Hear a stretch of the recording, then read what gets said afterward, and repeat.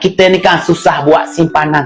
Kena tahu, kena percaya berlaku kecemasan ianya jauh lebih susah.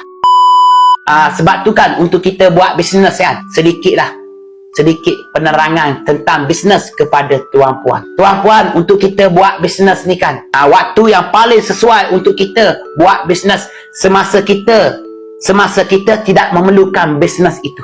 Maksudnya kita dah pun ada pendapatan sendiri, ada kerja sendiri, semasa kita belajar. Tapi kalau kita buat bisnes semasa kita memerlukan duit untuk buat bisnes tersebut, ianya 10 kali susah. Sebab tu saya buat bisnes ni, bisnes public go ni tuan-puan, bimbing masyarakat buat tabungan emas ni, saya dah ada kerja, saya ada pendapatan sendiri. Sebab tu saya buat bisnes dengan tenang, tak ada tekanan. Jadi kalau tuan-puan nak jadi dealer macam saya pun boleh, tak ada masalah. Kita sama-sama bantu masyarakat buat tabungan emas, boleh tuan-puan jadi dealer macam saya.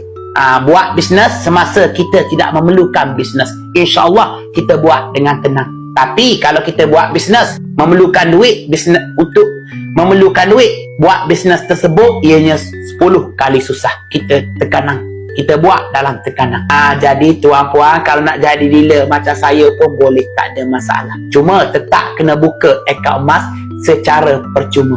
Dapatkan nombor ahli orang keberapa sifat emas, tuan-puan juga boleh menjadi dealer macam saya. Boleh juga bimbing masyarakat dekat luar sana menabung emas dengan cara yang betul, dengan ilmu. Kena belajar lah.